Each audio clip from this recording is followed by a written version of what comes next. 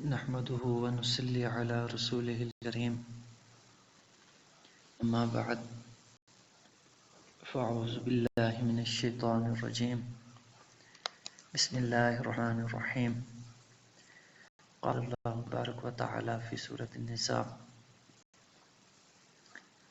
ولو أنا كتبنا عليهم أن يقتلوا أنفسكم أو اخرجوا من دياركم ما فعلوه إلا قليل منهم ولو أنهم فعلوا ما يوعظون به لكان خيرا لهم وأشد تثبيتا صدق اللہ العظیم۔ یہ سورۃ النساء کی 66 آیت مبارکہ ہے، 66 آیت نمبر سورۃ النساء۔ وَلَوْ أَنَّا كَتَبْنَا عَلَيْهِمْ، اللہ تعالیٰ فرماتے ہیں کہ اگر ہم ان پر فرض کر دیتے أَنِ اقْتُلُوا أَنفُسَكُمْ کہ قتال کرو اپنوں سے اللہ کی راہ میں، أَوْ اخْرُجُوا مِنْ دِيَارِكُمْ یا نکلو اپنے گھروں سے ہجرت کر کے اللہ کی راہ میں، مَا فَعَلُوا تو وہ ایسا نہ کرتے، إِلَّا قَلِيلٌ مِّنْهُمْ مگر بہت بڑے ان میں سے، وَلَوْ أَنَّهُمْ فَعَلُوا اور اگر وہ ایسا کرتے جو اللہ حکم دیا، مَا يُوعَظُونَ بِهِ جو اللہ تعالیٰ کہہ رہا ہے، نصیحت کر رہا ہے، لَكَانَ خَيْرًا لَهُمْ تو یہ ان کے لیے بڑی اچھی چیز ہوتی، وَأَشَدَّ تَثْبِيتًا اور یہ ان کے ایمان کو بھی مضبوط کرنے والی، پختہ کرنے والی چیز ہوتی۔ تو اس میں سب سے پہلے تو یہ سمجھنے والی چیز ہے کہ اس میں ہم کی ضمیر اس کا مرجع کون ہے؟ وَلَوْ أَنَّا كَتَبْنَا عَلَيْهِمْ، کیونکہ قرآن مجید کی جو ضمائر ہیں، اس کے جو مخاطب ہیں، متکلم ہیں، ان کا صحیح تعین کرنا قرآن فہمی کے لیے بہت ضروری ہے۔ تو یہ قرآن کا سیاق و سباق خود بتاتا ہے کہ ضمیروں کا مرجع کیا چیز ہے اور مخاطب کون ہے، متکلم کون ہے۔ تو یہاں پہ ہم اسی رکوع میں دیکھیں تو کل کے جس میں 61 آیت نمبر 61 آیت نمبر اس میں بیان ہوا تھا، وَإِذَا قِيلَ لَهُمْ تَعَالَوْا إِلَىٰ مَا أَنزَلَ اللَّهُ، جب انہیں کہا جاتا ہے کہ آؤ اس چیز کی طرف جو اللہ نے نازل کی، ما انزل اللہ وإلى الرسول اور رسول کی طرف، رأیت المنافقین تو آپ دیکھتے ہیں منافقوں کو، یصدون عنک صدودا کہ وہ اعراض کرتے ہیں، پہلو تہی کر جاتے ہیں آپ سے۔ تو یہ آیت مبارکہ 61 آیت مبارکہ یہ واضح طور پہ کھول کے بتا رہی ہے کہ یہاں پہ جو خطاب ہے منافقین سے چل رہا ہے، اور بات کا تسلسل جاری ہے۔ کل کی نشست میں اللہ تعالیٰ نے ان کی کچھ کریکٹرسٹکس بیان فرمائی کہ منافقین کا کیا طرز عمل ہے، وہ کیا کام کر رہے ہیں۔ یعنی پہلے تو کل کی نشست میں تھوڑا سا اعادہ کرتا ہوں اس مضمون کا۔ اس میں فرمایا کہ ان لوگوں کے لیے دین، مذہب، ہدایت، آخرت، خدا، رسول کوئی اہمیت والی چیز نہیں ہے۔ ان کے لیے جو چیز اہم ہے وہ دنیاوی فائدے ہیں، وہ ان کو جہاں سے بھی ملیں یہ وہیں پڑھتے ہیں، وہیں جاتے ہیں۔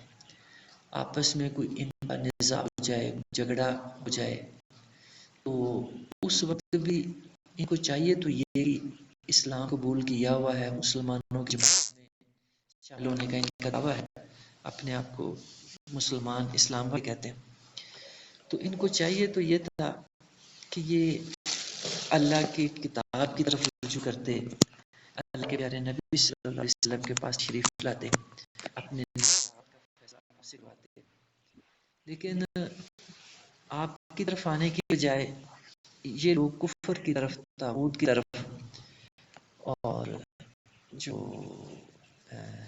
دوسرے جو ہے یہودیوں کے سردار ہیں، یہودیوں کے مذہبی پیشوا ہیں، دوسرے جو دنیا دار ہیں، یہ ان کے پاس جب دیکھتے ہیں کہ معاملہ لے جانا فائدے والی چیز ہے تو یہ ان کے پاس جاتے ہیں، اور جو ہے یہ ان کا طرز عمل کل کے نشست میں بیان ہوا تھا. اور آج اللہ تعالیٰ انہی سے خطاب کرتے ہوئے کہہ رہے ہیں کہ اگر انہی منافقین کو اللہ کہہ سکتا ہے، یا اللہ تعالیٰ جس کو اطلاع دے دے فلاں بندہ منافق ہے وہ ہے. ویسے جو ہے عام لوگوں کے لیے یہ تعین کرنا بڑا مشکل ہوتا ہے، کیونکہ اس کا تعلق دلوں کے ساتھ ہوتا ہے، اور دلوں کا معاملہ اللہ تعالیٰ جانتا ہے. انسان صرف ظاہرداری دیکھ سکتے ہیں، جو چیز نظر آتی ہے، جو چیز سامنے ہوتی ہے. تو اللہ تعالیٰ چونکہ دلوں کے حالات سے واقف ہے، سینوں کی باتوں سے واقف ہے، تو اللہ تعالیٰ کسی کو منافق کہہ سکتا ہے. اسی طرح اللہ تعالیٰ اپنے نبی کو جو ہے بھی اللہ تعالیٰ نے بتایا تھا کہ یہ لوگ منافق ہیں. اور آپ نے آگے حضرت حذیفہ رضی اللہ تعالیٰ عنہ، حذیفہ بن یمان بڑے مشہور صحابی ہیں، ان کو صاحب السر بھی کہا جاتا ہے، یعنی نبی علیہ السلام کے رازدار تھے. وہ اپنے ان کو وہ باتیں بتائی ہوئی تھیں جو ہے دوسرے لوگوں کو نہیں پتا تھی، تو ان کو نبی علیہ السلام کا رازدار کہا جاتا ہے. تو ان کو نبی علیہ السلام نے منافقین کے نام بتائے ہوئے تھے، اور پھر آپ نے تاکید بھی کر دی تھی کہ آپ نے اس کو جو ہے سب کو نہیں بتانا، یہ صرف آپ کے لیے راز ہے، آپ نے اپنے تک رکھا ہے. تو اللہ چونکہ علیم ذات صدور ہے، اس سے پتہ ہے کہ کون سے میں کیا ہے. تو میں پچھلی نشستوں میں ذکر کیا تھا کہ جب مسلمان مدینہ تشریف لائے ہیں ہجرت کر کے، مکے اپنا گھر بار چھوڑا، انہوں نے یثرب آ گئے، تو یہاں اوس اور خزرج کے جو ہے کافی سارے لوگ مسلمان ہو چکے تھے. اور پھر جو یہاں مسلمانوں کا ایک جمعیت کا اسلامی معاشرت قائم ہو گئی یثرب کے اندر. تو اس صورتحال کو دیکھتے ہوئے بہت سارے دنیا دار جو کہ ہر زمانے میں ہوتے ہیں، ہر زمانے میں پائے جاتے ہیں، قیامت تک رہیں گے انشاءاللہ، یہ کیا کرتے ہیں، یہ جب دیکھتے ہیں کہ کوئی جماعت اکثریت میں آ گئی ہے، غلبہ پا لیا ہے کسی جماعت نے، کسی علاقے میں، کسی خطے میں، کسی ملک میں، تو یہ پھر ان کا قرب حاصل کرنے کی کوشش کرتے ہیں کہ دنیاوی فائدے اب ان سے وابستہ ہو جاتے ہیں. تو جب مسلمانوں کا غلبہ ہوا یثرب کے اندر، ان کی اکثریت ہوئی، تو جو مدینے کے اندر یہود آباد تھے، ان کے 3 قبائل تھے، بنو نذیر، بنو قریظہ اور بنو قینقاع. تو یہودی جو ہے دنیا پرستی کے اندر جو ہے یہ سب سے آگے نکلنے والے لوگ ہیں. جتنی دنیا پرستی یہود کے اندر پائی جاتی ہے، اتنی کسی اور قوم کے اندر نہیں پائی جاتی. یہ لوگ اتنے دنیا پرست ہیں کہ یہ دنیا کی خاطر، دنیا کی چیزوں کی خاطر، دنیا کے مال و دولت کی خاطر یہ اللہ کی کتاب کے اندر تحریف کر دیتے ہیں، اللہ کی کتابوں کے احکام چھپا لیتے ہیں، اپنی طرف شامل کر دیتے ہیں، اللہ کے برگزیدہ نبیوں کو قتل بھی کر دیتے ہیں، ان کو جان سے مارنے سے بھی دریغ نہیں کرتے. اتنے بڑے دنیا رہے ہیں. تو ان کی بھی مطلب جو ہے بہت سارے لوگ اسلام قبول کر لیا انہوں نے، لیکن مقصد ان کا یہ نہیں تھا کہ ہم ہدایت پائیں، ہم جنت میں داخل ہونے والے بن، اللہ کا قرب ملے، اللہ کی مغفرت، اللہ کی رحمت ملے، اللہ کی خوشنودی ملے. ان کا مقصد تھا دنیاوی فائدے اکٹھے کرنا. تو ظاہری طور پہ مسلمان تھے، مسجد میں نماز بھی پڑھتے تھے، اللہ کے نبی کی صحبت میں بھی بیٹھتے اور باقی مسلمانوں والے کام بھی کرتے، لیکن اصل جو ان کے دلوں میں چیز تھی وہ جو ہے دنیا داری تھی، کہ اس طریقے سے دنیا کے فائدے اکٹھے کر سکے، دنیا حاصل کر سکے. اسی طرح جو ہے مدینے کے اطراف میں جو قبائل آباد تھے، ایسا ہوتا ہے کہ جب ایک مرکزی بستی کوئی بنی ہوتی ہے تو اس کے دائیں بائیں بھی لوگوں کی باتیاں ہوتی ہیں، چھوٹی چھوٹی باتیاں پائی جاتی ہیں. تو یہ صرف بھی تھا کہ اس کے دائرے بھی اطراف میں چھوٹے موٹے قبائل بات ہیں. تو ان کے بھی جو دنیا دار تھے، جو دنیاوی لحاظ سے بڑے سمجھدار لوگ تھے، انہوں نے بھی جب دیکھا کہ جو مرکزی بستی یثرب کی اب ہم مسلمان اکثریت میں آ گئے ہیں، ان کی معاشرت کم ہو گئی ہے، ان کا غلہ آ گیا ہے، تو ہم بھی جو دنیاوی فائدے سمیٹنے کے لیے مسلمان ہو جائیں. تو مدینے کے یثرب کے اطراف سے بھی لوگوں نے اسلام کو قبول کیا اور ان کا مقصد بھی یہی تھا. تو اب یہی لوگ ہیں جن کو اللہ تعالیٰ مخاطب فرما رہے ہیں. اللہ کے انہ علیم بذات صدور ہے، اس کو سینے کی دلوں کی باتوں کا پتہ ہے. تو اللہ تعالیٰ ان کو کھلم کھلا منافقین کہہ رہا ہے. آیت نمبر 61 اسی سورۃ النساء کی اللہ نے ان کو واضح طور پہ فرمایا رأیت المنافقین یصدون عنک صدودا. اللہ نے ان کو منافق کہہ دی.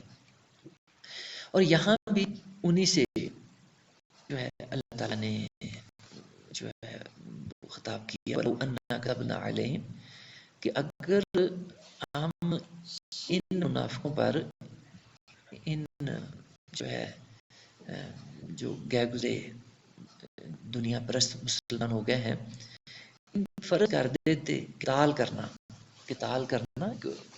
مطلب بڑا اہم کام ہوتا ہے اللہ کی راہ میں لڑنا، لڑائی کرنا، جنگ کرنا. تو اگر ان پہ قتال فرض کر دیتے، لڑائی کرنا، جنگ کرنا کافروں کے ساتھ ہم فرض کر دیتے، تو یا ہم ان پہ ہجرت فرض کر دیتے. ابھی خروجو من دیارکم کہ نکلو اپنے گھروں سے اللہ کی راہ میں ہجرت کر کے. تو فرمایا ما فعلوا، تو یہ بالکل ایسا نہ کرتے کیونکہ یہ بڑے ایمان کے کام ہیں اور دنیا پرست دنیا دار یہ لوگ کام کر سکتے ہیں. اسی لیے بڑی ایمان چاہیے ان دو کاموں کے لیے. قتال کے لیے بھی اپنی جان مال حاضر کرنی پڑتی، ہجرت کے لیے بھی اپنا گھر بار، اپنی دوستی تعلقات، اپنے علاقے چھوڑ کے دوسری جگہ جانا ہوتا ہے. تو جو ہے یہ جو منافقین ہیں اور کمزور ایمان والے لوگ ہیں، ان کے بس کا کام نہیں، اس لیے بڑی ایمان چاہیے. تو یہ دونوں چیزیں میں پچھلے نصفتوں میں ذکر کیا تھا کہ ایسی ہیں کہ ان دونوں کے ساتھ اللہ تعالیٰ کے مغفرت کے وعدے ہیں. جو بندہ بھی اللہ کی راہ میں قتال کے لیے نکلتا ہے، لڑائی کے لیے، جنگ کے لیے، کافروں سے لڑنے کے لیے نکلتا ہے، تو اللہ کا اس کے ساتھ بھی وعدہ ہے کہ میں اس کے سارے گناہ بخش دیتا ہوں. اور ہجرت کے لیے اللہ کا یہی وعدہ ہے کہ جو اللہ کی راہ میں اپنا ایمان بچانے کے لیے، اپنے دین بچانے کے لیے ہجرت کرتا ہے، اپنا گھر بار چھوڑتا ہے، دوسرے علاقے میں چلا جاتا ہے رہائش کے لیے، تو اس کے ساتھ بھی اللہ کا مغفرت کا وعدہ ہے. اللہ تعالیٰ اس کے بھی سارے گناہ معاف کر دیتا ہے. تو مسلمانوں نے یہ دونوں جو بڑے عظیمت والے کام ہیں یہ کیے، اپنا گھر بار مکہ چھوڑا. بلکہ جو ہے کچھ مسلمان ایسے تھے جنہوں نے حبشہ کی بھی ہجرت کی سن 5 نبی میں، یعنی نبی علیہ السلام کو نبوت کا دعویٰ کیے 5 سال ہوئے تھے سن 5 نبی میں. تو اس وقت بھی مسلمانوں کے ظلم و ستم کا لیول اس طرح ہو چکا تھا کہ مسلمانوں کو اپنا ایمان بچانے کے لیے، دین بچانے کے لیے ہجرت کرنی پڑی حبشہ کی طرف. تو کفار نے وہاں بھی پیچھا کیا، تعاقب کیا ان کا، لیکن اللہ نے مہربانی فرمائی کہ جو حبشہ کا حکمران تھا وہ نیک دل تھا، وہ مسلمان ہو گیا اور اس نے نبی علیہ السلام کے لیے تحائف بھی بھیجی اور جو ہے آپ کے جو صحابہ تھے ان کو اس نے پناہ بھی دی، اپنے پاس ٹھکانہ بھی دیا. یہ پہلی ہجرت. پھر دوسری ہجرت مسلمانوں نے سن 13 نبوی میں کی. نبوت کا 13واں سال تھا اور مسلمانوں نے یثرب کی طرف ہجرت کی، جس کا نبی علیہ السلام کی ہجرت کے بعد مدینہ النبی پڑ گیا. پھر مدینہ جو ہے شارٹ ہو کے مشہور ہو گیا. تو پھر جو ہے ہم پہلی امتوں کو دیکھتے ہیں تو جو ہے تاریخ کے اندر جو پچھلی امتیں تھیں ان کے ہاں بھی ہمیں یہ دونوں چیزیں ملتی ہیں. وہ اللہ کی راہ میں ہجرت بھی کرتے رہے اور اللہ کی راہ میں قتال بھی کرتے رہے، لڑائی بھی کرتے رہے. تو ایسا موقع آتا ہے جب بندہ خالص دین پہ چلتا ہے تو پھر سارے مراحل زندگی میں آتے ہیں. تو جب خالص دین پہ نہیں چلا جاتا تو پھر یہ مراحل نئی زندگی میں آتے ہیں.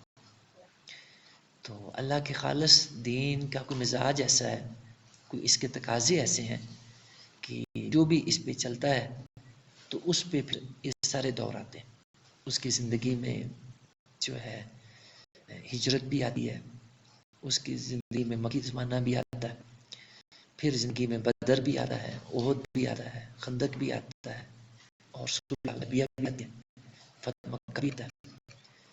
تو یہ ادوار پھر آتے ہیں جب خالص دین پہ چلا جاتا ہے. اور اللہ کا یہی مطالبہ ہے، یہی تقاضا ہے خالص دین پہ چلنے کا. یا ایھا الذین آمنوا ادخلوا فی السلم کافہ، اے ایمان والو میرے دین میں پورے کے پورے داخل ہو جاؤ. پورے کے پورے داخل ہونے کا اللہ کا تقاضا ہے، اللہ کی ڈیمانڈ ہے. اور اللہ کی جو مدد کے نصرت کے وعدے ہیں وہ بھی پورے دین پر چلنے کے ساتھ ہیں. اور جو ہمیں آج کل نظر آتا ہے کہ ہر بندہ جزوی دین لیے بیٹھا ہے، اور جماعتوں کے اندر بھی یہی چیز نظر آ رہی ہے.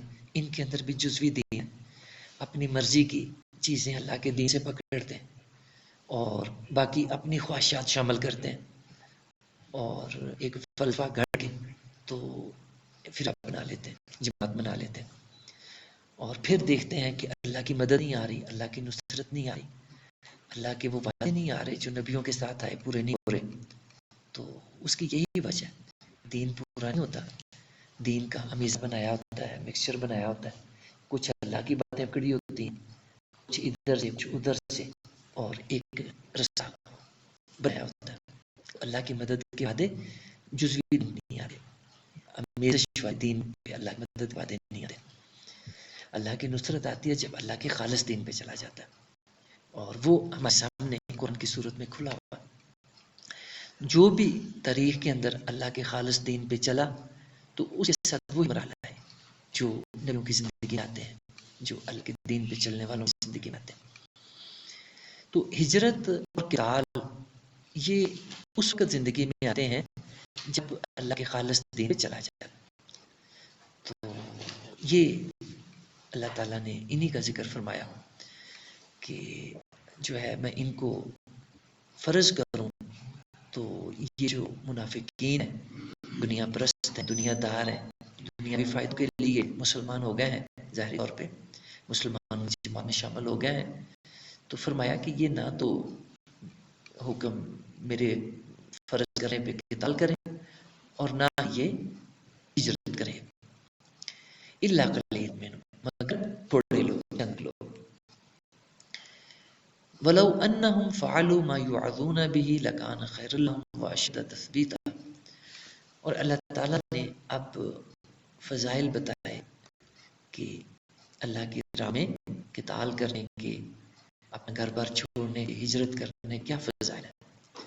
فرمایا کہ یہ اچھی چیز ہے، خیر ہے، بہتر ہے، اور اس سے ایمان مضبوط ہوتا ہے. واشد تثبیت، اس سے ایمان مضبوط ہوتے ہیں، ایمان قوی ہوتے ہیں.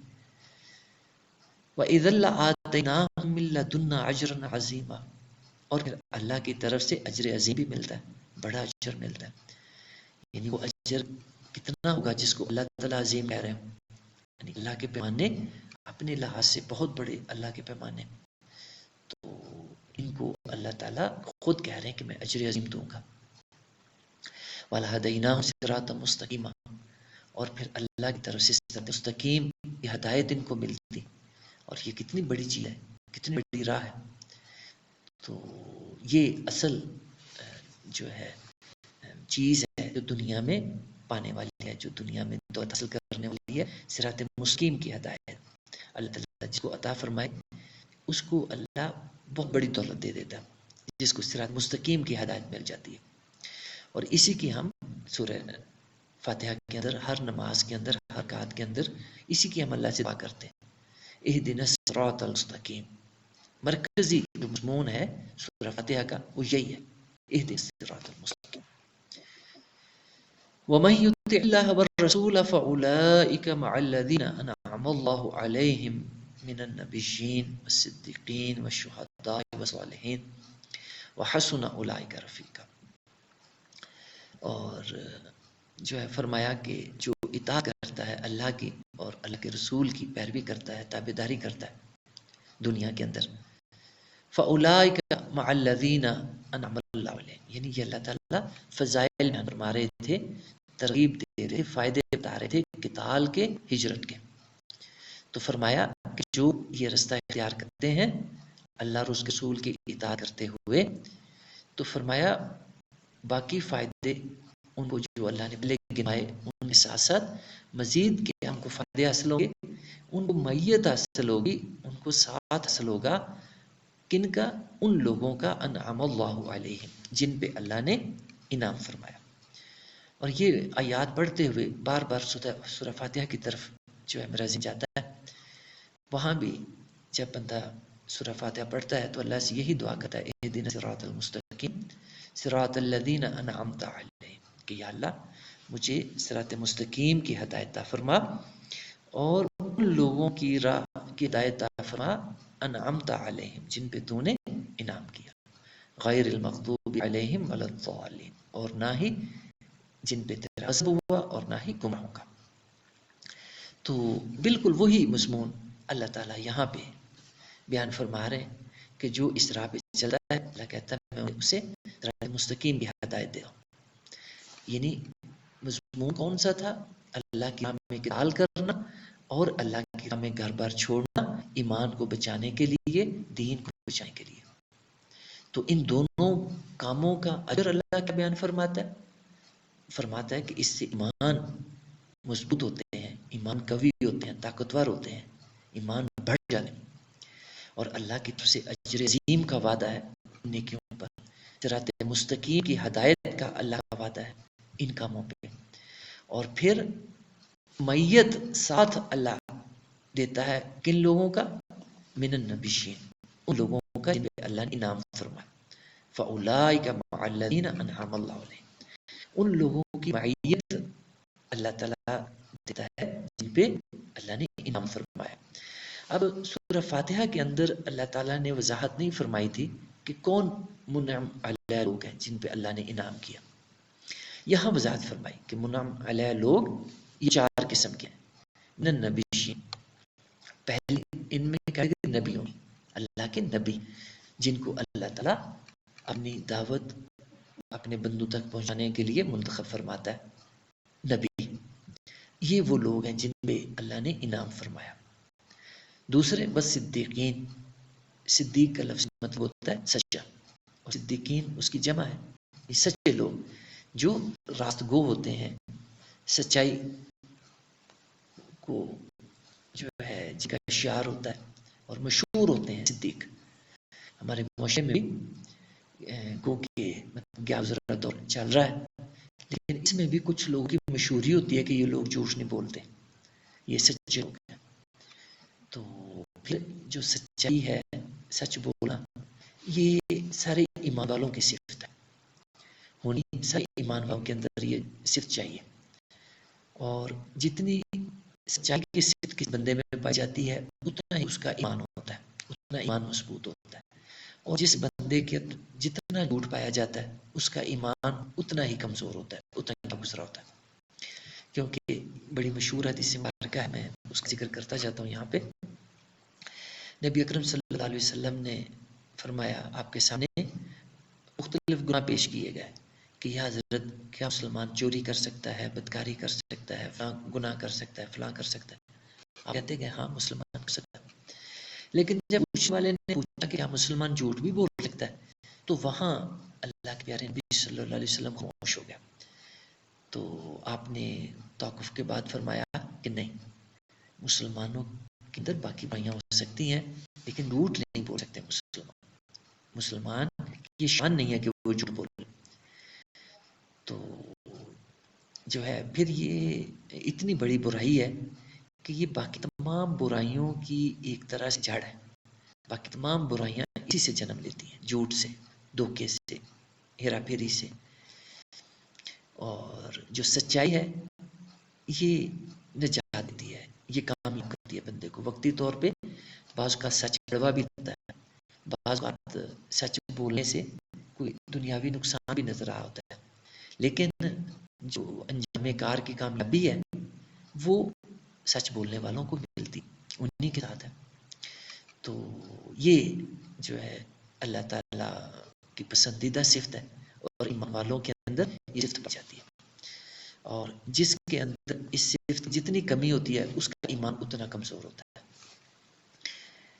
تو یہ بہت اونچا مقام ہے صدیقین کا، اللہ تعالیٰ ہم سب کو عطا فرمائے. والشہداء، شہداء شہید کی جمع ہے، اور شہید آپ جانتے ہیں اس بندے کو کہا جاتا ہے جو اللہ کی راہ میں لڑتے ہوئے جان دے دیتا ہے. اور شہید کا لفظی مطلب ہوتا ہے گواہی دینا. تو جو اللہ کی راہ میں جان دیتا ہے وہ اپنی جان کا نذرانہ پیش کر کے، اپنی جان دے کے گواہی دے دیتا ہے کہ اللہ کا دین سچا ہے اور میں اللہ کے اس دین کی سچائی پہ اپنی جان دے رہا ہوں، قربان کر رہا ہوں. وہ گواہی پیش کر رہا ہوتا ہے اپنی جان کی، اسی لیے اس کو شہید کہا جاتا ہے. یہ بھی بہت بڑا درجہ ہے. اور شہید کے لیے بھی اللہ کا وعدہ ہے کہ اللہ تعالیٰ اس کے سارے گناہ معاف کر دیتے. والصالحین، اور پھر چوتھا جو درجہ ہے، مقام ہے، وہ صالحین. صالحین جو ہے جمع کا صیغہ ہے، اس کا واحد صالح ہوتا ہے. اور صالح کہتے ہیں نیک انسان کو، جو بھی نیک کام کرنے والا اس کو صالح کہا جاتا ہے. تو یہ بھی مطلب جو ہے سارے لوگ جانتے ہیں، جو مطلب صالحین ہوتے ہیں ان کو بھی معاشرے میں سب کو پتا ہوتا ہے کہ کون لوگ صالح ہیں، نیک کام کرنے والے ہیں، نیکی کی راہ پہ چلنے والے، ان کا بھی پبلک کو پتا ہوتا ہے، عوام کو پتا ہوتا ہے. تو ایک چیز یہ میں غور کر رہا ہوں کہ یہ جو چاروں جو ہے کیٹیگریز بیان ہوئی اللہ کے نیک بندوں کی، ان میں ترتیب پائی جا رہی ہے، ان میں درجات کے لحاظ سے ان کے اندر جو ہے آرڈر پایا جا رہا ہے. نبی ایسی برگزیدہ ہستیاں ہیں جن کا درجہ سب سے اونچا ہوتا ہے، سب سے بلند ہوتا ہے. اس کے بعد صدیقین کا درجہ آتا ہے، ان کے بعد شہداء کا درجہ آتا ہے، اور سب سے آخر میں صالحین کا درجہ آتا ہے. یعنی یہ جو کیٹیگرائزیشن ہے یہ ترتیب ان کے اندر پائی جاتی ہے درجات کے لحاظ سے. وحسن اولئک رفیقا، اور دیکھیں اللہ تعالیٰ جن کی رفاقت کی تعریف کرے، جن کی جو ہے دوستی کی تعریف کرے، جن کی معیت کی تعریف کرے، تو وہ مطلب کتنے رشک کے قابل ہیں، اور جو ہے کتنے جو ہے یہ اعزاز کی اور سعادت کی بات ہے ان کا معیت ملنا، ان کی رفاقت ملنا. تو یہ ان لوگوں کو ملتی ہے جو دو کام، جو آج کا مضمون جہاں سے شروع ہوا تھا، ایک تو قتال کرنا اللہ کی راہ میں، اور دوسرا اللہ کی راہ میں ہجرت کرنا، گھر بار چھوڑنا ایمان اور دین بچانے کے لیے. لوگ ویسے بھی ہجرت کرتے ہیں، ہمارے یہاں سے کتنے لوگ جو ہے اپنا گھر بار چھوڑتے ہیں اور کوئی جا کے کسی کنٹری میں سیٹل ہو جاتا ہے، کسی کنٹری میں. تو ان کا مقصد دین ایمان بچانا نہیں ہوتا، ان کا مقصد دنیا ہوتی ہے، دنیاوی فائدے اکٹھے کرنا، دنیاوی چیزیں اکٹھی کرنا، مال و دولت اکٹھا کرنا. تو اس کو ہم ہجرت نہیں کہتے، اس کو ہم جو ہے ویسے نقل مکانی کہتے ہیں، اور جو ہے مائگریشن کہہ دیتے ہیں اس کو. لیکن جو ہجرت ہے اس کے لیے لازمی ہے کہ جو انسان گھر بار چھوڑے، اپنا علاقہ چھوڑے، دوسری جگہ منتقل ہو، رہائش رکھے، اس کے لیے دین اور ایمان بنیاد ہو. وہ اپنے ایمان کو بچانے کے لیے، اپنے دین کو بچانے کے لیے ایسا کرو. کہ زندگی میں ایسے مواقع آتے ہیں کہ جہاں بندہ رہ رہا ہوتا ہے، وہاں جو ہے اس کو معلوم ہوتا ہے کہ وہ اللہ کے دین کے تقاضے پورے نہیں کر پا رہا، اللہ کے دین پہ اس سے نہیں چلا جا رہا. ایسا ماحول ہے، ایسا معاشرہ بے دین ہے، اور جو ہے ایسا سیٹ اپ بنا ہوا معاشرے میں کہ دین پہ نہیں بدلے سے چلا جا رہا، دین کی حفاظت نہیں ہو رہی، ایمان کی حفاظت نہیں ہو رہی. تو پھر جو ہے اللہ کی طرف سے نہ صرف اجازت ہے بلکہ حکم ہے کہ ایسی صورت میں اپنا علاج چھوڑ دیں اور ایسی جگہ چلے جائیں جہاں آپ کے ایمان دین کی حفاظت ہو رہی ہو، اللہ کے احکام جو ہے چلا جا رہا ہو، اور آپ کو صالح معاشرہ، نیک معاشرہ ملا ہو جو آپ کو سپورٹ کر رہا ہو دین پہ چلنے کے لیے. تو آج ہماری زندگیوں میں نہ قتال آتا ہے نہ ہجرت آتی ہے. تو آپ نے دیکھا کہ اللہ کے کیسے وعدے ہیں، کیسے فضائل ہیں اس پہ. تو ہماری زندگیوں میں کیوں نہیں آتے؟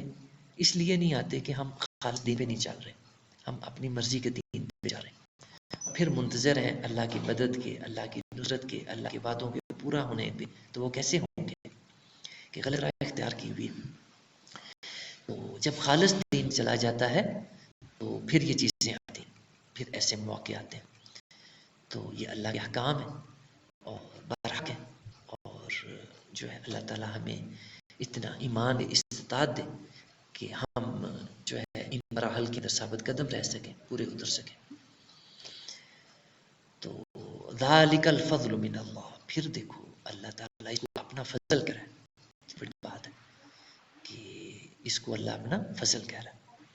وکفا باللہ علیما، اور جب اللہ تعالیٰ اپنے احکام دیتا ہے تو ایسے جملے عام طور پہ وہاں آتے ہیں جس سے پتہ چلتا ہے کہ اللہ تعالیٰ آگاہ کرتا ہے، وارن کرتا ہے کہ تمہارا جو واسطہ ہے کسی کمزور ہستی کے ساتھ نہیں ہے، کسی بے بس ہستی کے ساتھ نہیں ہے، بلکہ اس خالق و مالک کے ساتھ تمہارا واسطہ ہے جو بڑی طاقت والا ہے، بڑے علم والا ہے، اور جو ہے علیم بذات الصدور ہے، اور جس کی سمع و بصر کامل ہے.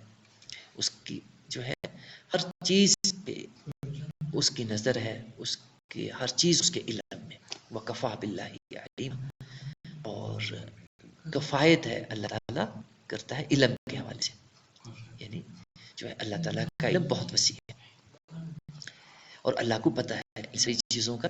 کیونکہ ایسے بھی واقعات سامنے آتے ہیں، ظاہری طور پہ ایک بندہ قتال کر رہا ہے لیکن اس کا جو مقصد ہے، اس کی جو نیت ہے اللہ کی راہ میں لڑنا نہیں ہوتا بلکہ دنیاوی فائدے اکٹھے کرنا ہوتا ہے، واہ کرانی ہوتی ہے. تو پھر اس کو جو ہے دنیا کی نظروں میں تو وہ بڑا مجاہد ہوتا ہے اور اللہ کی راہ میں قربانی دینے والا ہوتا ہے، بڑا نیک ہوتا ہے. لیکن اللہ کے ہاں وہ نیک نہیں لکھا جاتا. اللہ کے ہاں جو فیصلے ہیں وہ اصلیت کے لحاظ سے ہوتے ہیں، اصل صورتحال کے لحاظ سے ہوتے ہیں. اسی طرح ایک بندہ ظاہری طور پہ ہجرت کر، دنیا بڑی تعریف کرتی ہے کہ یہ جو ہے ہجرت کر رہا ہے، اپنا گھر بار چھوڑ اور اللہ کی خاطر، دین کی خاطر کر رہا ہے. لیکن اصل میں اس کے بھی مقاصد کچھ اور ہوتے ہیں، دنیا کا ٹھیک نہیں، مال و دولت اکٹھا کرنا، دنیا کی فائدے لینے یا اور دنیا کی چیزوں کے نیت ہوتی ہے. تو دنیا کی نظروں میں تو وہ بڑا نیک بن جاتا ہے، بڑا متقی پرہیزگار بن جاتا ہے، بڑا بزرگ بن جاتا ہے. لیکن اللہ کے کاغذوں میں، اللہ کے کھاتے میں وہ نیک نہیں ہوتا بلکہ الٹ لینے کے دینے پڑ جاتے ہیں، وہاں پہ پکڑ ہو جاتی ہے.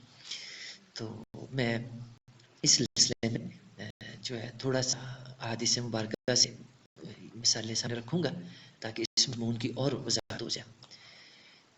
نبی اکرم صلی اللہ علیہ وسلم کے زمانہ مبارک میں ایک شخص کا احادیث میں ذکر آتا ہے کہ اس نے ہجرت کی. لوگوں کو تو یہی لگا کہ وہ اللہ کی راہ میں دین ایمان بچانے کے لیے، دین ایمان کی خاطر ہجرت کر رہے ہیں، اپنا گھر پر چھوڑ رہے ہیں، دوسرے جگہ جا رہے ہیں. لیکن ان کے مقصد تھا، کوئی عورت تھی وہاں کے اندر جس سے نکاح کرنا مقصد تھا. ان کا نکاح جو ہے نا اس شرط پہ اس عورت کے ساتھ ہو رہا تھا کہ وہ جو ہے ہجرت کر کے تو وہاں آئے. تو جو ہے اس مقصد کی خاطر انہوں نے اس نیت کے لیے ہجرت کی تھی.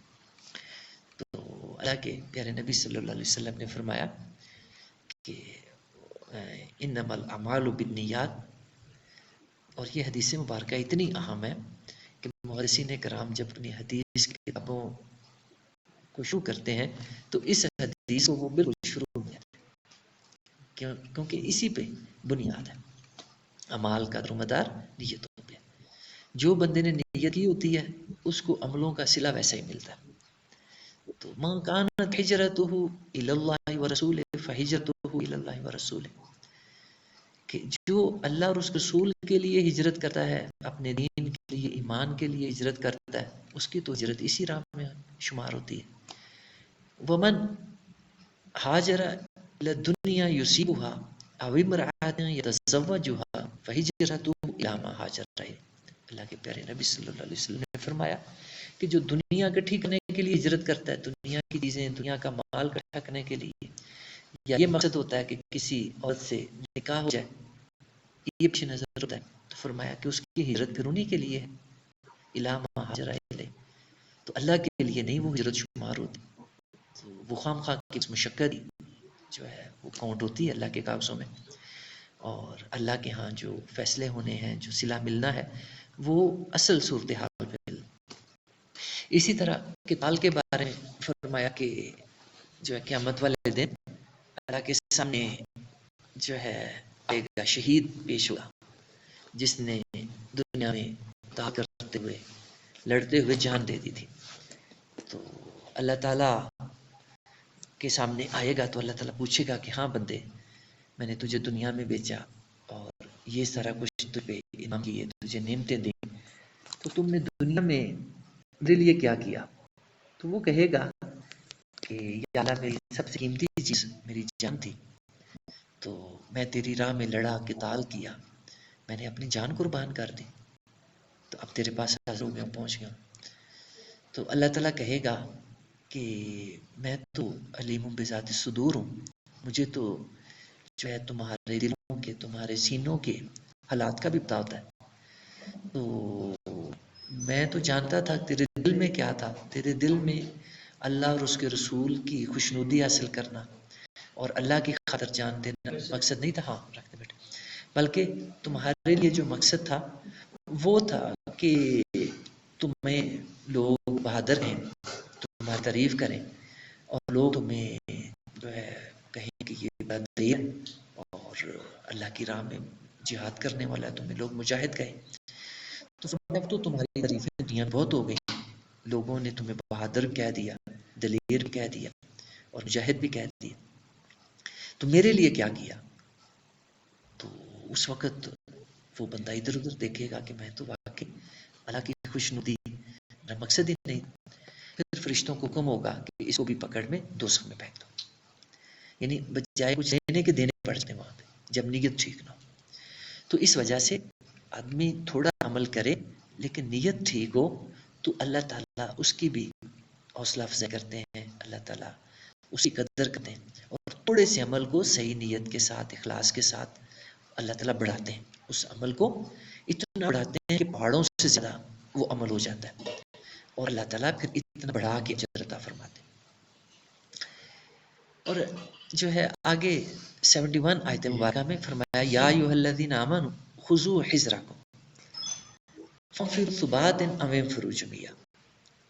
اے ایمان والو خذوا حذرکم، یعنی یہاں پہ دیکھیں کہ منافقوں کا خطاب یہاں ڈسکنیکٹ ہو گیا، یہاں رک گیا، اور اللہ تعالیٰ نے آگے وضاحت کر دی کہ اب میں جو خطاب کر رہا ہوں ایمان والوں کو کر رہا ہوں. یا ایھا الذین آمنوا، اللہ نے اب خطاب ایمان والوں سے کیا. یعنی جو ہے قرآن مجید غور و فکر کیا جائے تو آیات خود انگلی اٹھا کے بتاتی ہیں کہ یہاں کیا مراد ہے، یہاں کون لوگ مخاطب ہیں. اللہ تعالیٰ اب منافقین کا تذکرہ چھوڑ کے اب ایمان والوں کو مخاطب کریں. یا ایھا الذین آمنوا، اے ایمان والوں. خذوا حذرکم، خضوع کا مطلب ہوتا ہے پکڑنا، جمع کا صیغہ ہے لینا. حذرکم، حذر احتیاط کہتے ہیں. حذرکم اپنی احتیاط، یعنی اپنی پوری احتیاط کرو. اور جب خضوع حذرکم کٹھا استعمال ہوتا ہے اور سیاق و سباق بھی اس کو سپورٹ کر رہا ہوتا ہے، تو اس کا مطلب ہوتا ہے جنگ کے لیے تیاری کرنا. جس طرح قرآن مجید میں ایک اور مقام پہ سورہ انفال کے اندر غالباً میں بھی دیکھتا ہوں کہ وہاں فرمایا وَأَعِدُّوا لَهُم مَّا اسْتَطَعْتُم مِّن قُوَّةٍ کہ تم کافروں سے لڑائی کے لیے پوری تیاری کر کے رکھو جتنی بھی تمہاری استطاعت ہے. لَهُم مَّا اسْتَطَعْتُم مِّن قُوَّةٍ جتنی بھی تمہارے پاس قوت ہے طاقت ہے تم کافروں سے لڑنے کے لیے اپنی پوری تیاری کر کے رکھو. تو اب تیاری جو ہے یہ زمانے کے لحاظ سے جو ہے اس کے درجے بدل جاتے ہیں. پرانے زمانے میں تلواریں تھیں، تیر تھے، کمانیں تھیں، گھوڑے تھے، زریں تھیں اور ڈھالیں وغیرہ ہوتی تھیں. یہ استعمال ہوتی تھی لڑائی میں. تو ان کا حکم کہ اس زمانے کے لحاظ سے جو اچھے درجے کی یہ چیزیں ہیں ہتھیار ہیں ان کو تیار کر کے رکھو. تو اب جو ہے زمانہ بدل گیا. اب زمانہ ٹینکوں کا آ گیا ہے. اب زمانہ جو ہے بندوقوں کا آ گیا ہے. اب جو ہے لیزر کا آ گیا ہے. پھر آج کل ریڈار کا زمانہ آ گیا ہے اور جو ہے جیٹ فائٹر نئی قسم کے آ گئے ہیں. جو ہے پھر اب دوزیں آ گئی ہیں اور جو ہے اسلحے کے اندر ایٹم بم آ گئے ہیں، ہائیڈروجن بمس آ گئے ہیں. یعنی جو زمانہ جس طرف جا رہا ہے تو اللہ کا حکم ہے کہ اس زمانے کے لحاظ سے جتنی تمہارے اندر قوت ہے، جتنی استطاعت ہے، جتنی ہمت ہے کافروں سے لڑائی کے لیے تیاری کر کے رکھو. اب دیکھو یہ کوئی اختیاری چیز نہیں ہے. ایک چیز آپشنل ہوتی ہے اختیاری کریں تو پھر بھی ٹھیک ہے نہ کریں تو پھر بھی ٹھیک ہے. تو یہ اختیاری چیزیں نہیں ہیں، یہ اللہ کے احکام ہیں. تو آج ہمیں اللہ کے ان احکام کی پرواہ ہے؟ کون ہے جو اللہ کے ان احکام پہ مسلمانوں میں سے پوری دنیا میں مسلمان پھیلے ہوئے ہیں. اب دنیا بھی ہے، ہمارے بھی علاقے ہیں، باقی بھی جو ہے مسلمان پوری دنیا میں پھیلے ہوئے ہیں. تو کیا اللہ کے ان حکموں پہ عمل کر رہے ہیں؟ کیا اس وقت جو کافروں کے پاس اسلحہ ہے، جو کافروں کے پاس ہتھیار ہیں، کیا مسلمانوں نے اس درجے کے ہتھیار تیار کر کے رکھے ہوئے ہیں؟ آپ سب کا جواب نہیں میں.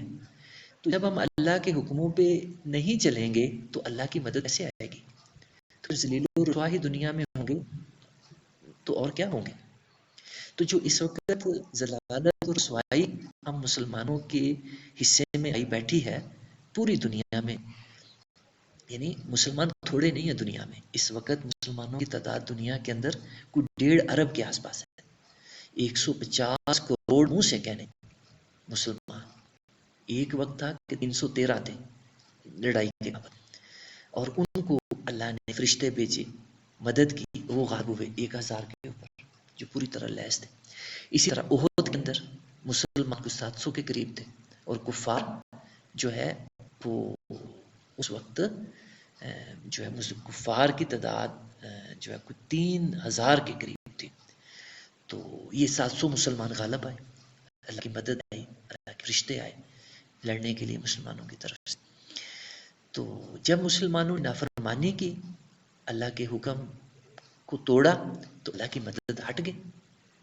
تو آج بھی جو اللہ کی مدد نہیں آ رہی، اللہ کی مدد ہٹی بھی ہے، وہ یہی وجہ ہے کہ اللہ کے حکموں کو جو ہے علل اعلان توڑا جا رہا ہے، اللہ کے حکم کی پرواہ نہیں کی جا رہی.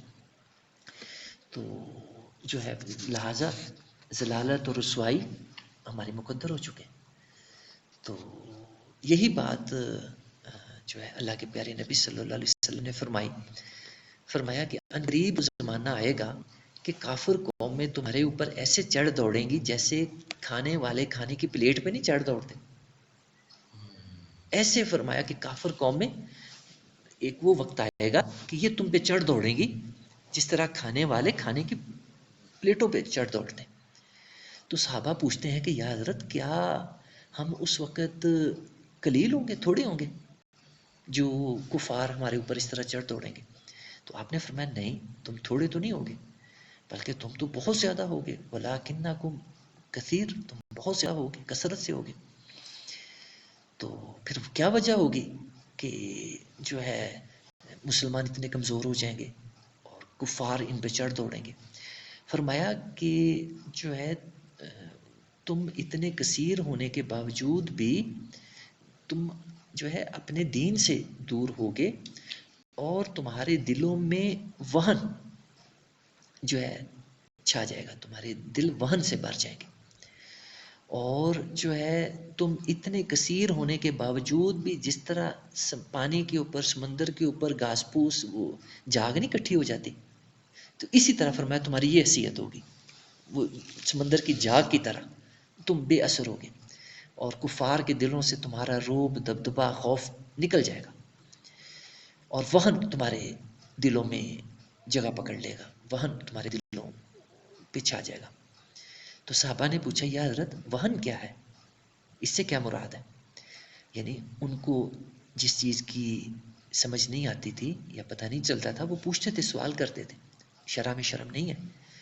تو جو ہے اطلب العلم من المہد الی اللحد، ساری زندگی ہمیں حکم دیا کہ دین کا علم حاصل کرو.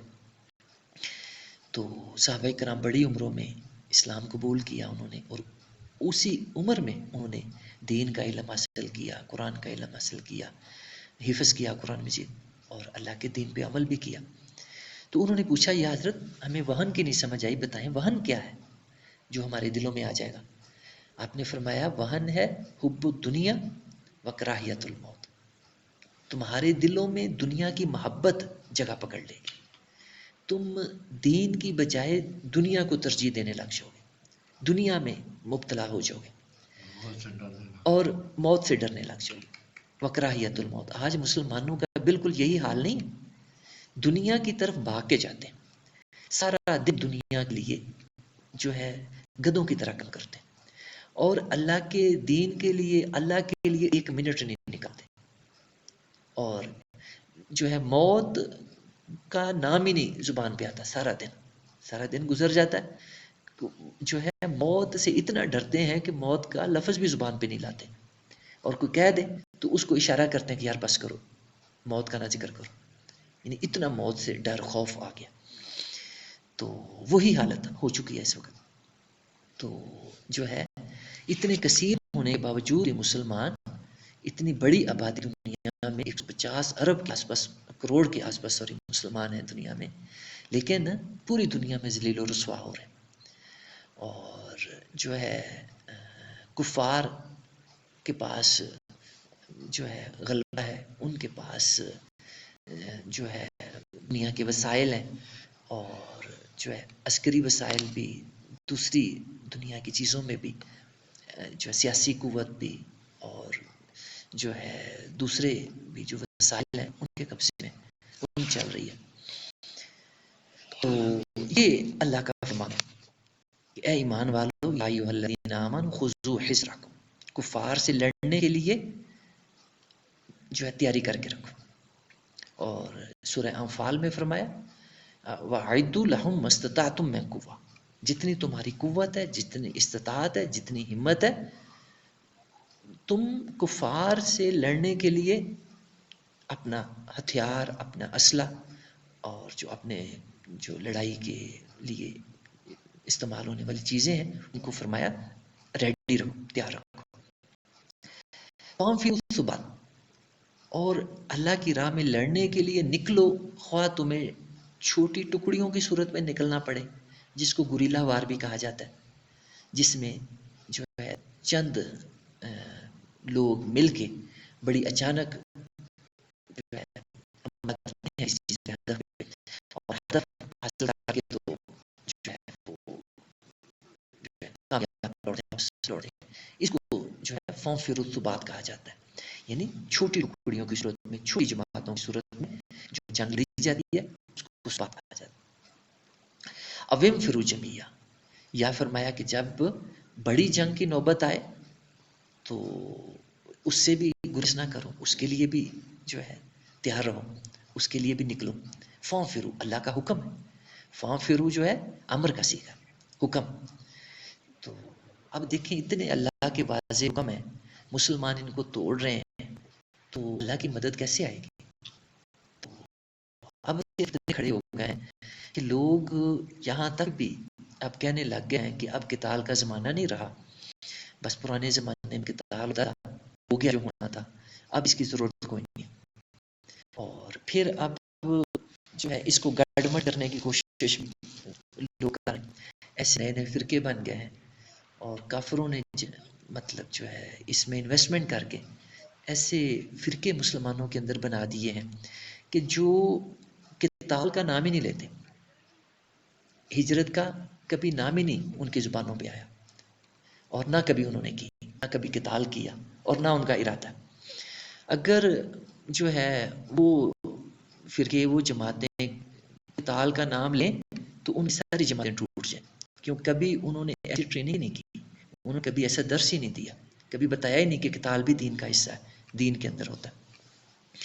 تو یہ دین کا حصہ ہے، ایمان کا حصہ ہے۔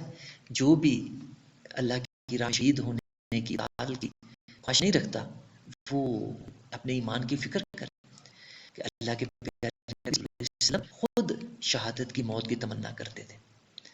اور آپ کی بڑی پیاری حدیث مبارکہ میں نے جب پڑھی تو میں نے کہا کہ جب یہ حدیث وجود ہے دنیا میں تو مسلمانوں کے اندر سے قتال کو ختم نہیں کیا جا سکتا۔ حدیث مبارکہ کیا؟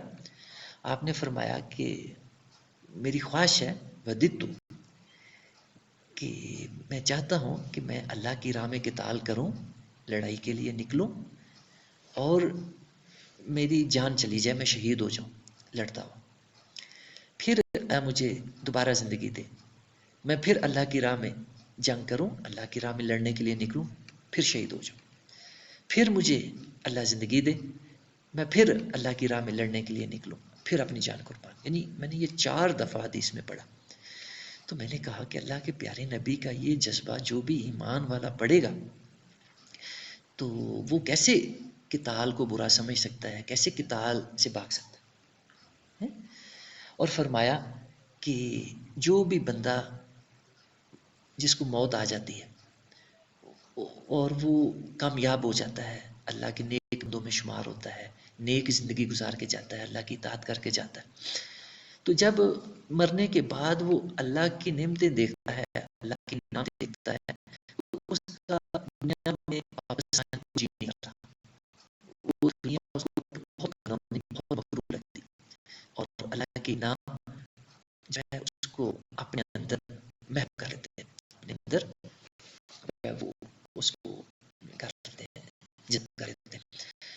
فرمایا کہ کسی نے ایک بندے کا مرنے کے بعد دوبارہ دنیا میں واپس آنے کو جی نہیں کرتا، لیکن فرمایا کہ شہید ایک ایسا اللہ کا نیک بندہ ہوتا ہے جو دنیا میں واپس آنے کی تمنا کرتا ہے، شہید اللہ سے کہتا ہے، یہ مطلب جو ہے ایک نہیں کے ساتھ جو اللہ کے شہید ہوتے ہیں نا، یہ ان کا کہا سارے اللہ کے میں جان دینے والے شہید یہ تمنا کرتے ہیں، یہ کہتے ہیں کہ یا اللہ ہم دوبارہ دنیا میں بھیج، وہ جو دنیا میں آنے کی تمنا کرتے ہیں نا، یہ دنیاوی دنیا کرنے کے لیے تمنا کرتے ہیں،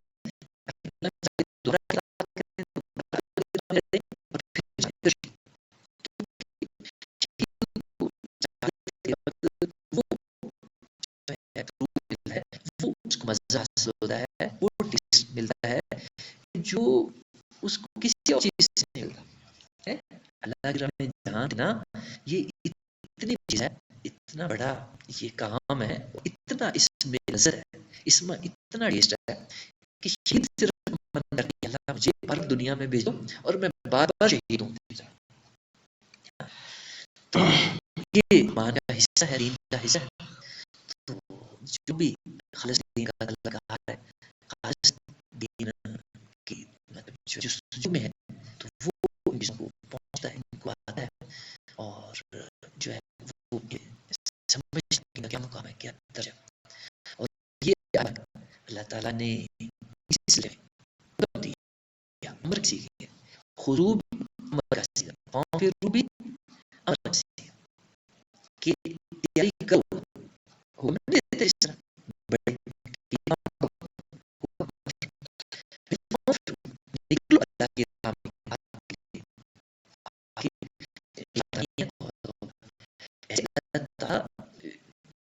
کہتے ہیں کہ تمہیں کیوں گیا، کیوں نہیں تو اللہ کی راہ میں لڑنے کے لیے؟ آگے انشاءاللہ تعالیٰ ہم ان آیات کو کرتے ہیں، وہ آتی ہیں آگے. تو یہ اللہ تعالیٰ نے تمہید باندھی کہ جو اللہ کی راہ میں قتال کرنا ہے، لڑنا ہے،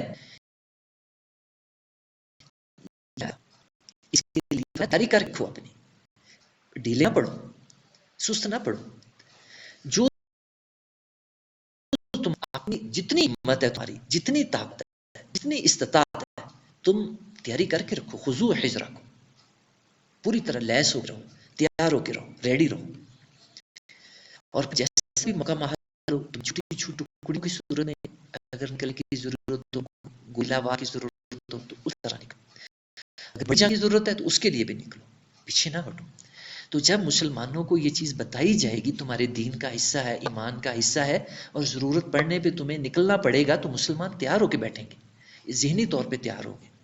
اور جن کو جو ہے ساری زندگی بتایا جائے کہ جو ہے یہ بس ماضی کی چیزیں تھیں، تاریخ کی چیزیں تھیں، اور یہ گزر گیا ماضی، تو اب بس جو میٹھا میٹھا دین ہے بس اس کو پکڑ لو، اور اللہ اللہ خیر صلی اللہ، اور اللہ سے امید لگا کے بیٹھ چکے، اللہ کی مدد آئے گی، اللہ کی نصرت آئے گی، تو بس لگا کے بیٹھے ہو، ابھی نصرت نہیں آئے گی، یہ قیامت تک بیٹھے رہو اس طرح. وَإِنَّ مِنْكُمْ لَمَن لَّا يُبَطِّئَنَّ، اور فرمایا کہ اب سارے جو مسلمان ہیں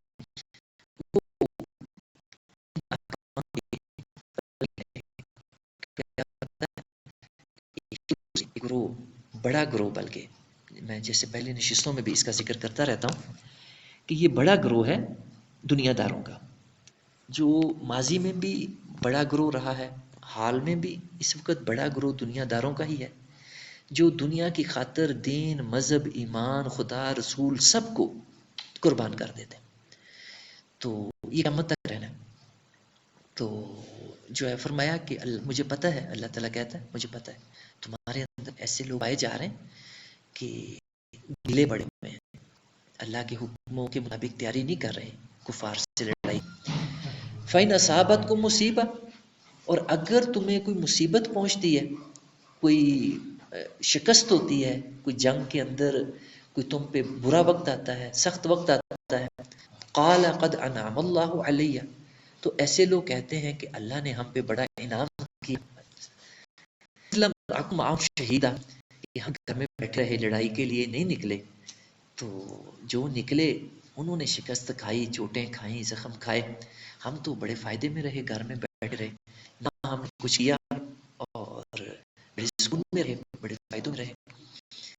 وَإِنْ أَصَابَكُمْ فَضْلٌ مِّنَ اللَّهِ، اور اگر صورتحال دوسری پیش آئے، جنگ میں مسلمانوں کو فتح ہو جائے، مال غنیمت ملے، پھر کیا کہیں گے؟ لَيَقُولَنَّ كَأَن لَّمْ تَكُن بَيْنَكُمْ وَبَيْنَهُ مَوَدَّةٌ، کہ جیسے تمہارے اور ان کے درمیان کوئی تعلق تھا ہی نہیں، کہ دوستی تھی ہی نہیں.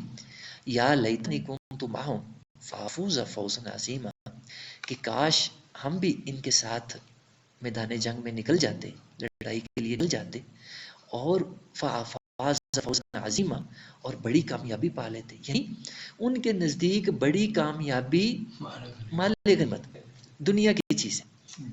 جب یہ حاصل ہو تو یہ لڑائی بہت اچھی چیز ہے، لڑنا چاہیے.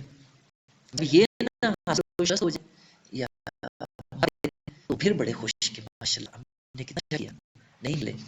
اور جو نکلے یہ سارے بیوقوف تھے، ایسے خام خام جو ہے جا کے اپنا جان مال قربان کرنے میں لگے ہوئے.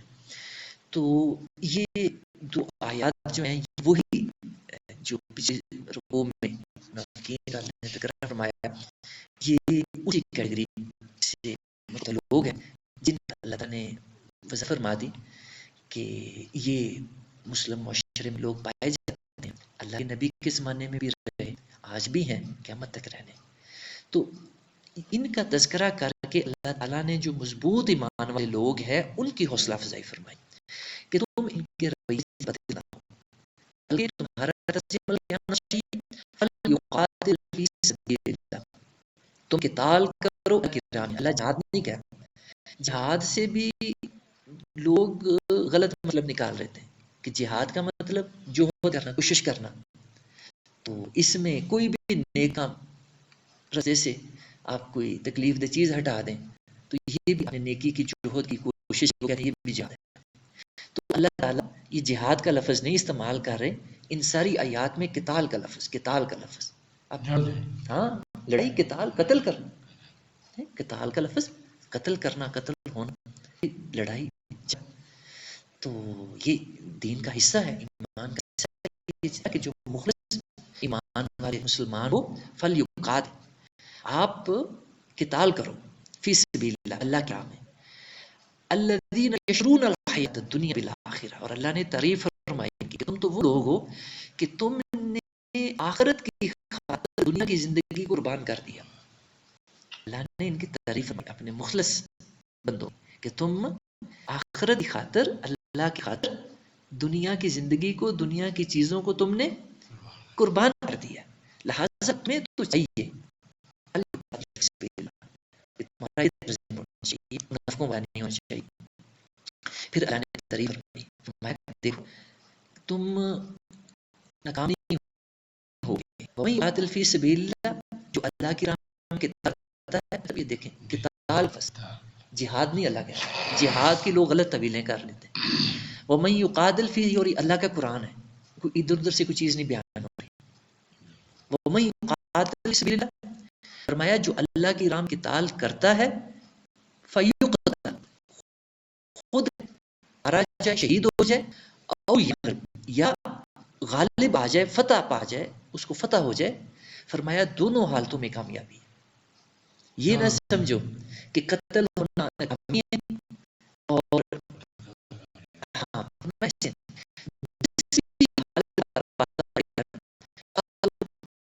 یا غالب آ تمہیں فتح ہو جائے. فرمایا دونوں حالتوں میں تمہاری کامیابی. فَسَوْفَ نُؤْتِيهِ أَجْرًا عَظِيمًا، فرمایا ان قریب میں ان دونوں صورتوں میں اجر عظیم دوں گا.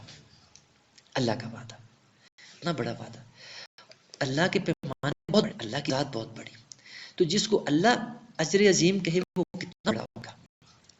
اور فسوف، یہ اللہ تعالیٰ کل اس کی طرف اشارہ کیا تھا کہ اللہ کے لیے ماضی مستقبل بالکل کھلی کتاب کی طرح سامنے کھلا ہوا ہے، اور اس کے لیے مستقبل بھی ایسے ہی ہے جیسے ماضی ہے. تو اس کو نظر آ رہا ہے کہ یہ کام ہو رہا ہے، تو وہ فسوفا کہہ دیتے ہیں ان قریب. جو ہے لمبا عرصہ، لیکن اللہ کے لیے وہ ان قریب ہی ہوتا ہے، وہ بہت قریب ہوتا ہے.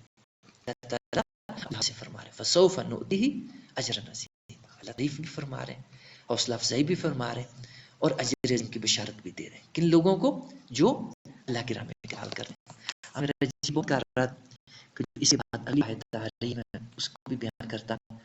بہت اسی موضوع سے اللہ تعالیٰ ابھار رہے ہیں کہ تمہیں کیا ہو ہے، تم کیوں نکل گئے اللہ کی راہ میں کے لیے. ان اللہ تعالیٰ کے شکر میں ہم یہ شکر کریں اللہ تعالیٰ میں دین کو سمجھنے کی